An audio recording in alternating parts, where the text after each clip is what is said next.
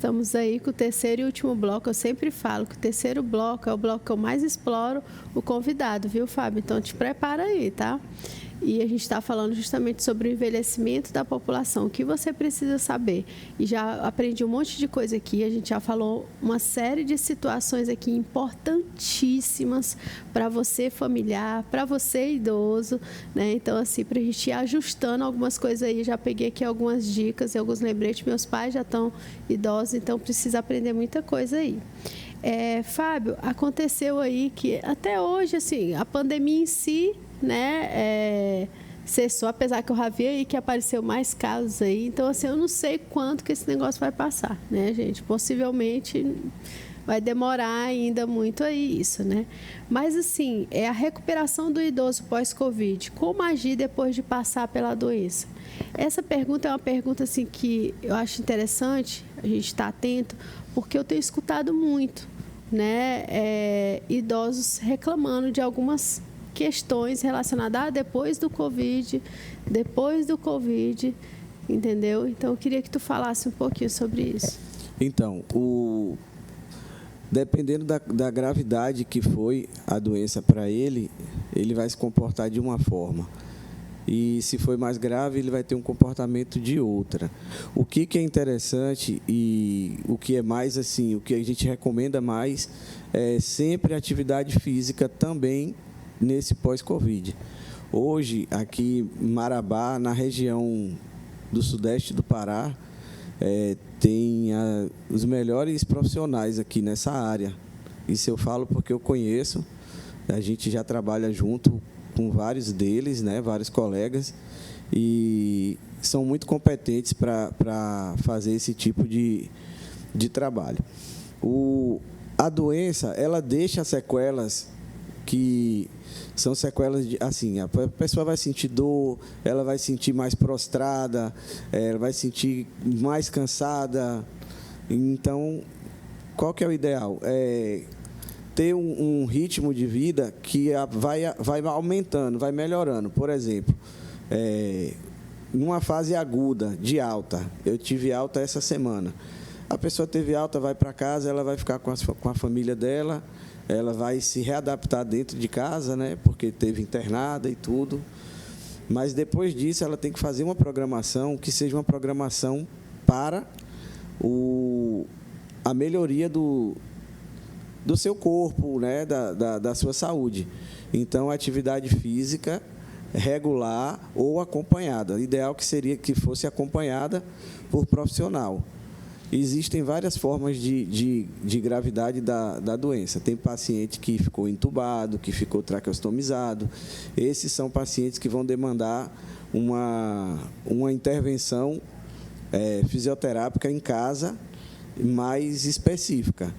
Mas se a pessoa não teve tão grave, ela pode fazer, sim, justamente com a família ou com amigos, desenvolver atividade física mais frequente e gradativa. Se ela consegue caminhar 20 minutos e cansou um pouco, então ela vai começar com 20, depois ela vai aumentar. Vai aumentar para 30, ela vai aumentar para 40, isso com o tempo. Mas ela precisa de reabilitação. A doença ela atinge muito o pulmão, tá? Então, as pessoas ficam mais cansadas com mais facilidade, tendem a ter mais dificuldade de fazer tarefas que faziam com menos tempo. A verdade é essa. Verdade. Isso aí a gente viu e vê todos os dias, né, esses pacientes reclamando, falando, familiar, né, que falam das sequelas que ficaram, né, relacionadas ao Covid. E aí o Fábio aqui está dando uma dica, né, uma informação muito importante, que é de não paralisar, né, de não se entregar, na verdade, né? Tem que fazer alguma atividade, tem que ficar ativo sempre. Tem dores no corpo que, em alguns casos, elas são frequentes depois da Covid, tá? E não por isso você tem que parar. Tem que observar, tem que estar sempre desenvolvendo alguma atividade que seja prazerosa, mas que melhore a sua qualidade de vida. Eu tenho assim, pessoas que já passaram por lá, pelo hospital onde eu trabalho, que hoje até mantém contato comigo até hoje e reclamam ainda que eu me canso mais fácil, eu não consigo mais fazer as coisas como era antes, enfim. Então, é bem importante que a pessoa não pare, ela tem que continuar, ela tem que aumentar a carga sempre que ela puder, mas dentro do limite, não pode parar. Certo. Fábio, tem uma questão aqui que eu acho extremamente importante que a gente falar sobre a parte financeira e medicamento, né? Que está assim, cheguei na terceira idade, não tenho recurso financeiro para comprar os medicamentos e cuidar da família. Como posso adquirir os medicamentos pelo SUS? Né? Isso aí é uma realidade muito intensa, muito presente na vida de boa parte mesmo da população Sim. idosa, né? Que depende muito de medicamentos, né? Embora muitas pessoas não saibam, mas o SUS ele oferece boa parte dos medicamentos que estão na lista. E tem uma lista especial também, que são medicamentos mais caros e que pode ser custeado pelo governo. Então, suponhamos que a pessoa tem uma aposentadoria e mais alguns benefícios do governo e esse dinheiro não dá, tá? Esse dinheiro não dá. Então, ela pode se inscrever nos programas do governo, mas o ideal é que a pessoa esteja alinhada com o posto de saúde do seu bairro, da sua localidade. Por quê? Porque é pelo posto de saúde que você faz todo o processo. Então, o que a gente costuma dizer é que a atenção básica, quando ela melhora a saúde do local dela, melhora também. E aí você tem um risco menor de internação futura. Então, sempre, tem muito tempo que eu não vou no posto de saúde, vá no posto de saúde, faça consulta, passe sempre com o pessoal da enfermagem, entre nos programas que você pode entrar, porque pelo SUS você consegue a maior parte dos medicamentos que você já toma em casa, né? E às vezes assim, o mais difícil vai ser aquele início, né? Ali até você conseguir, por exemplo, laudo, as receitas, as questões, mas depois que você faz o cadastro, que fica mais tranquilo, né, Fábio? Isso, e assim, quando é um medicamento que precisa de receita, eu vejo muita gente que não quer ir pegar a receita. Mas você precisa fazer a consulta novamente, porque o seu médico precisa saber como é que você está naquele momento. Se vai precisar fazer um ajuste de dose, se vai precisar acrescentar alguma coisa ou tirar. Então, a visita é importante. O sistema, ele te dá as possibilidades, mas você tem que fazer a sua parte. Porque, na verdade, assim, também falta um pouco mais de informação, conhecimento, né? Porque tem as medicações de alto custo que também são fornecidas, né? Se você fizer todo o processo, tudo certinho, é algo assim que é um direito seu, né? A gente não está falando aqui de uma coisa assim, eu vou pedir favor. Não, é um direito que você já tem. Tem medicações de alto custo, medicações básicas, que se você fizer o cadastro, tudo certinho, o acompanhamento vai dar certo, né? Por obrigação mesmo, por parte do governo, de estar ofertando essas medicações, né, de uso contínuo, tá? Exatamente, não importa qual seja a sua classe social, o SUS, ele tem que atender a pessoa de forma igualitária. Não independe da função dela, da parte financeira, em qual área ela vai se enquadrar, não. Ela precisa... o SUS dá essa possibilidade. Ele dá essa possibilidade para todo brasileiro, todo. Então, você tem que se alinhar, como eu falei, com o posto de saúde, porque o posto de saúde da sua localidade é por ali que você vai conseguir. Pelo SUS, você consegue medicamento para pressão, você consegue os medicamentos de glicemia, que são diabetes, tem programa específico para cessação do tabagismo, parar de fumar, com medicamento, com apoio psicológico, é vasta a quantidade de profissionais que vai atender essa pessoa nesse tipo de situação. Então, são muitas coisas que pode ser conseguido por ali. Basta mesmo você saber, entender, achar o caminho. Verdade. Fábio, tem um assunto que a gente vem observando, né, esses últimos anos, que é sobre a separação, né? Separação na terceira idade. Como lidar com essa situação? Então, qual que é a dificuldade maior?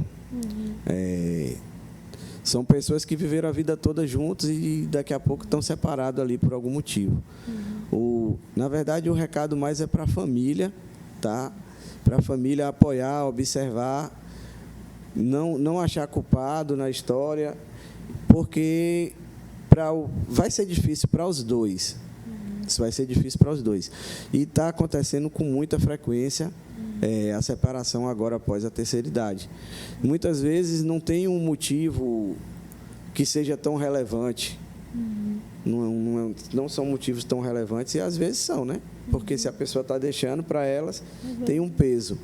Mas a gente de fora não consegue entender como está se passando aquela pessoa ali naquele momento.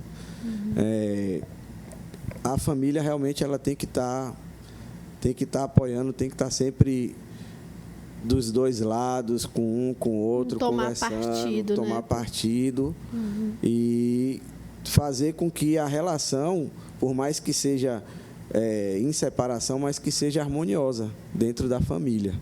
E, na verdade, assim, eu vou até mais além, Fábio, porque a gente está falando da separação de pessoas vivas, né, ali. E também tem a outra separação, né, que vamos dizer assim, que é quando o seu companheiro vem a óbito. Sim. Né, que eu acredito que essa daí também é algo assim muito difícil, né, você passar ali 40, 50, 60 anos com a pessoa e aí quando você pensa, você não está mais com a pessoa, né? É uma fase que precisa de um apoio muito grande, um apoio familiar, e que o teu médico, ou seja, o médico tem que observar os sinais que aquela viúva ou viúvo está dando para ele no momento de uma consulta. Tem pessoas que ficam depressivas e os sinais que ela apresenta são muito pequenos, não dá para entender, mas quando o médico bate o olho pela profissão que ele já tem, pelo tempo que ele já tem, ele já observa que alguma coisa está errada com aquele paciente dele. Então, assim, a família tem que observar. Não é uma fase muito fácil e é uma coisa que precisa ter muito controle emocional. Essa é a verdade, muito controle emocional. Aí tu falou em depressão, aí eu venho já em sequência aqui com a pergunta seguinte, né? E a depressão na terceira idade, o que a família de fato precisa observar? A gente já deu algumas dicas, mas eu queria que tu falasse um pouquinho mais sobre isso. Então, o fato esse fator depressão hoje, ele parece que é um mal do mundo, está acontecendo muito, e no idoso ele pode acontecer por vários motivos, né? A gente já falou algumas coisas aqui, mas tem que observar o comportamento dessa pessoa, tem que observar se está abusando de álcool, tem que observar quais são as formas da pessoa se comportar, se está diferente, se tem muita sonolência, e ficar alerta, porque é uma situação que pode levar a coisas piores, né? Pode levar ao suicídio, pode desestruturar uma família inteira. Então, a família, os familiares têm que observar, tem que estar sempre observando, vendo se tem está fazendo alguma coisa diferente do que era, tipo fora do padrão. Por quê? Qual o sentido daquilo ali? A observação tem que ser criteriosa.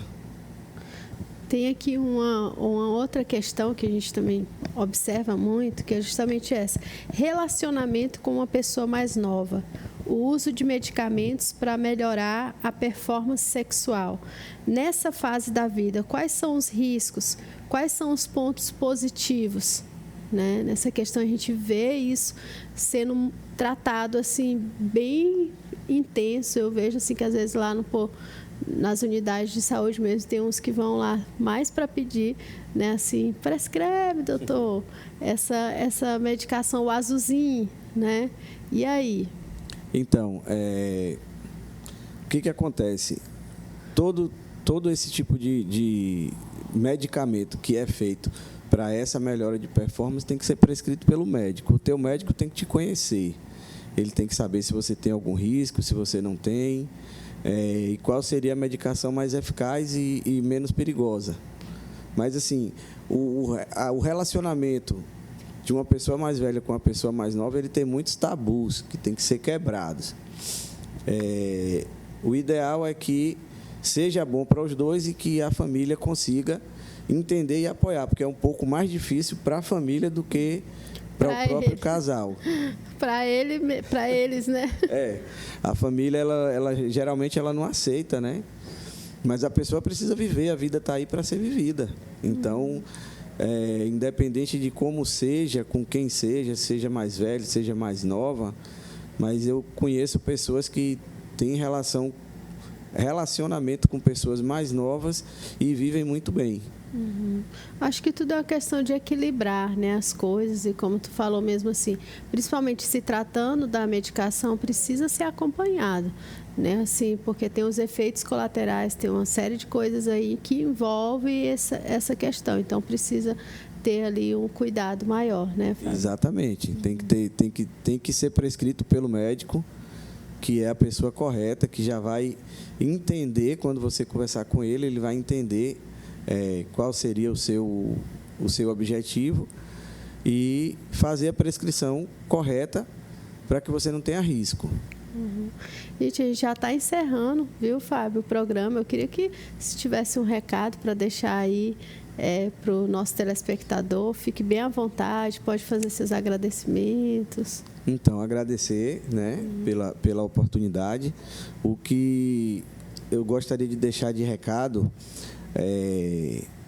para quem está chegando na terceira idade agora, resumindo o que a gente falou, faça o que você gosta de fazer, procure preencher o seu tempo com coisas que você acha que é interessante, seja muito amigo e parceiro da unidade básica de saúde da sua localidade, porque por ali você vai conseguir muita coisa. A gente sabe que o sistema, às vezes, ele é falho, mas se você tiver com a prevenção em dias, o seu risco de internação vai ser menor. Então, faça isso, faça atividade física, se puder viajar, viaje, tá? Vai viver na roça, vai viver na fazenda, leva a tua medicação dobrada, não leva só o do mês. Por quê? Porque em algum momento você pode ter... tem lugar aqui que não passa, você fica ilhado numa época de chuva e se você ficar sem o seu controle, o risco é muito alto. Então, assim, sempre leve a mais, sempre deixe de reserva, sempre tenha reserva. E viva a vida dentro do limite, tá? Dentro daquele limite, mas viva a tua vida da forma que você quer viver. Esse é o recado. Quem, por acaso, tem um parente acamado dentro de casa, a gente sabe que a situação é difícil, mas, tipo assim, faça com que essa pessoa, mesmo ali na cama, se sinta especial para vocês. Verdade. Fábio, assim, não tenho palavras, né, para agradecer por ter aceitado o desafio, né, de vir aqui nesse bate-papo, passando tantas informações importantes de uma forma tão tranquila, tão do dia a dia, né, como você demonstrou aqui durante todo o programa. Então, muitíssimo obrigado, viu? Que Deus abençoe aí e que você consiga atingir todos os seus objetivos. Obrigado a vocês. E foi um prazer estar aqui com vocês, batendo um papo, conversando de coisas do dia a dia, que a gente vê que acontece muito, mas que são muito pouco abordadas. Verdade. Então, assim, eu não tenho palavras para agradecer também. Obrigado. Ótimo. E muito obrigada a você, telespectador, que esteve conosco aí até agora. Espero que tenham gostado do programa, que coloquem em prática algumas coisinhas aí que a gente pontuou, né? E que a gente possa estar aí no próximo programa juntamente com vocês. Fiquem ligados.